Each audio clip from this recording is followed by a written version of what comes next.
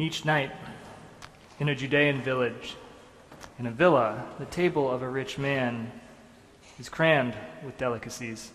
Dressed in the finest fabric of his day, he feasts and delights in the splendor of the lifestyle he has achieved. All the while, a poor, sick man in rags lies at the villa gate, hoping to eat some scraps from the trash heap. The rich man pays him no notice at all. I'm reminded of a scene from the book of Amos. Stretched on their couches, the wealthy elite of the kingdom of Samaria dine on the tenderest of meat. They drink wine and regale themselves with idle songs. They anoint themselves with choice oil. This is the most expensive skincare product their culture has to offer. Meanwhile, the nation is falling into ruin. The armies of an empire are advancing toward it, intent on conquest, but the loungers do not care. They are at ease. They feel secure in the comfort of their wealth and power. Today in this country, in this very town, many people live in material luxury that far outshines the best that ancient Judea and Samaria had to offer, and yet quite a few of us feel far from secure. We are not at ease. We know that a sudden turn in the market can erase a decade's worth of earnings and leave us jobless. Even when the economy is doing well, competition courses through our entire culture. There's always someone waiting in the wings to displace us. It doesn't matter how fast we are, just whether we are faster than everyone else. Whether our division is more profitable than the one next door. Whether our kids' grades and extracurriculars look better to an admissions officer than the neighbor's kids do. Whether our state is a more inviting place to do business than the state next door. Similarly, national security and cultural identity are felt by many to be at grave risk. Political institutions feel too feeble to contain the resulting conflicts. And at a planetary level, we face the creeping worry that the earth will not countenance our way of life much longer. There is indeed plenty to worry us, and if anything, this just makes us more eager to find security, to do what we can to mitigate the risks that are all around us. Behind the desire for wealth, is often, but not always, but often, this yearning for security. What, after all, could be better security than the material resources to respond to whatever comes our way? Money is the most fungible of means. There's not much it can't get you. And so we want to be rich because we want to be secure. But wanting to be rich, the apostle tells us, spurs senseless and harmful desires that plunge people into ruin and destruction. I, for one, find it all too easy to write this off as exaggeration. My desires, the occasional inordinate love of Cherry Garcia ice cream notwithstanding, are not senseless, and they're quite harmless, or so I tell myself. At least, I clearly haven't plunged myself into ruin and destruction. Note, however, that our text does not say the desires of those who want to be rich plunge them into destruction. No, the damage is much more expansive than that. It says plunge people into ruin and destruction. When we desire to be rich, to mitigate our own risk, we put others at risk. Sometimes the ruin and destruction are obvious enough. Think, for example, of the case of slavery.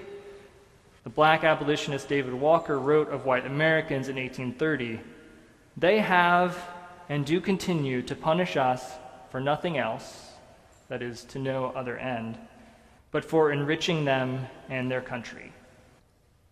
He was quite right.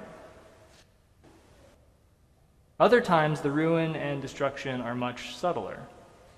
They look as simple as our everyday participation in systems that as a whole trample on the needy and bring to ruin the poor of the land. We invest in mutual funds that have shares in for-profit prison companies. We move across a town line to get our kids into a better school. We buy clothes that are a so-called good deal without asking how they were made, and so on. At least when it comes to these subtler forms. And let's face it, most of us are masters of subtlety here. There is a temptation to consider whatever ruin and destruction our desire for wealth might entail to be just an acceptable cost of achieving the security that we long for, and that wealth, always, I would note, more wealth than we have, promises to deliver. In times of competition, it's everyone for themselves, after all. And of course, we'll give back abundantly once we have achieved enough, once we are secure. Friends, let us listen to the words of Scripture. The rich man also died and was buried. In Hades, where he was being tormented, he looked up and saw Abraham far away, with Lazarus by his side. And of those rich Samaritans, Amos prophesies, "Therefore they shall now be the first to go into exile, and the revelry of the loungers shall pass away." For the rich man of Jesus' parable and the Samaritan elite of Amos's prophecy, the illusions of security come crashing down. All of their wealth is of no use in warding off the torments of Hades, the catastrophe of exile. Now, we know, at some level, that no amount of wealth can shield us from all suffering. There's no buying absolute security. For one thing, wealth itself can be lost. It is, as 1 Timothy says, uncertain. For another, some forms of misfortune are no respecters of person. They don't discriminate based on wealth, and anyone who has known the sudden onset of a mysterious disease or the pain of an acrimonious divorce knows this all too well. In light of this insurmountable insecurity, the letter to Timothy counsels contentment. Just as Jesus calls us not to worry, but to trust in the goodness of a God who gives to all. But there is a deeper insecurity than this, the insecurity that befell the rich man, our mortality. We live our entire life under this threat, with this insecurity, knowing that it is inescapable. All we have and are is at all times utterly dependent and insecure. Wealth, of course, is insufficient here. We can insure against the opportunity cost of death, against future earnings lost. But no amount of money can insure against mortality itself, the digital dreams of Sergey Brin and company notwithstanding. In light of this form of insecurity, the apostle points us to the one who alone has immortality, and in superabundant generosity is the source of the eternal life to which we have been called. This is good and true and hopeful testimony for us. And if the word of the Lord for you today is to give over your worldly worries, or to trust that death has been swallowed up in victory, may you treasure up that word in your heart and hold on to it. But there is yet another form of insecurity, even deeper than the insecurity of mortality. Here, the insecurity has nothing to do with your quality of life. It has to do instead with the quality of your life. Whether your way of living is truly worthy of your humanity and the God who gave you life. It has to do not with whether your life will end, but with whether the aims of your life are worthy, noble, admirable. Here again, or I at least, am tempted to think that wealth can provide an answer. Lacking an agreed upon understanding of the good life, our culture defaults to wealth as a proxy for achievement, which itself is a proxy for the goodness and worthiness of a life. It is hard, after all, to make qualitative assessments, and money is delightfully quantitative. It makes otherwise disparate goods commensurate, that is, able to be measured by the same standard. If we want to know the value of something, we can simply look at the price. This works for financial instruments and gold and real estate. So also, the logic goes, although we rarely state it outright, for a human life. And thus we get one of our most insidious idioms: what is your net worth? Friends, this is a mirage. It is, to put it with, I think, an appropriate degree of bluntness, a lie. Wealth can do nothing here. When the question is whether the lives we are living are truly worthy of us and the God who loves us, it is not hard, after all, to call to mind examples of fabulously wealthy people whose lives have been, to put it delicately, less than admirable. And the desire for wealth, a desire that isn't unrelated to having wealth, can be positively destructive. It orients us toward a false good, a false worth, and so pulls us away from the kinds of life that are truly worthy of the exalted creatures of God whom we are.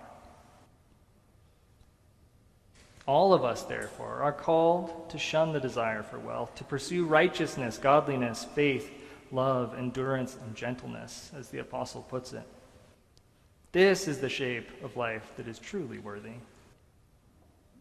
And for those of us who are rich in the present age, who find ourselves with worldly wealth, the Spirit has further instruction. First, do not set our hopes in these riches, but in God. Second, do good, be rich in good works, generous and ready to share. Why this second point? Why not simply say hope in God and not in riches? Because the God in whom we hope is the one who is superabundantly generous to all, who gives us all that we have and are. As it says several verses earlier, we brought nothing into the world and can take nothing out of it. And in between, while we live, what do we have that we have not received? Have your talents given you wealth?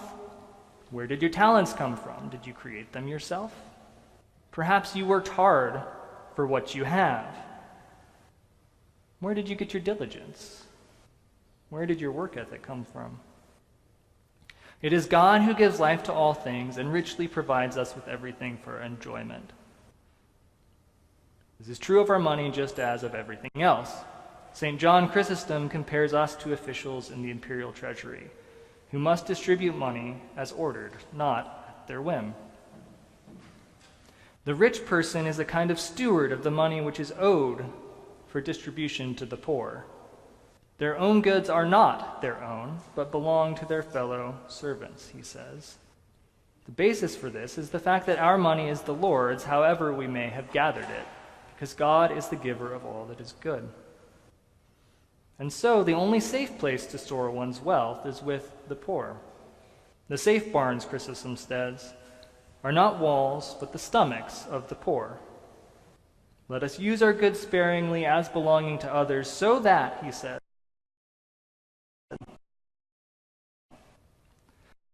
in other words, store up for ourselves the treasure of a good foundation, that we may take hold of the life that really is life. There is, however, something more fundamental than the foundation, ground on which it is laid. Christ is the rock who has laid himself down and provided the solid ground for the life that really is life. Invisible, eternal, immortal God made temporal and mortal and visible, laid down his life in generosity. By the grace and mercy of that God, may we, by richness in good works, and readiness to share and generosity, lay a good foundation on that most trustworthy and gracious rock. Amen.